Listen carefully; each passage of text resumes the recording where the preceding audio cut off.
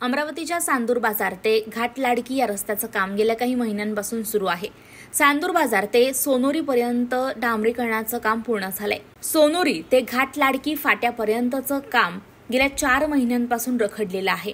आज रस्ता होईल, उद्या रस्ता होईल या प्रतीक्षेत मात्र लोकांचं बेहाल होतंय। या रस्त्यामुळे अनेक छोटे अपघात सुद्धा घडत आहे।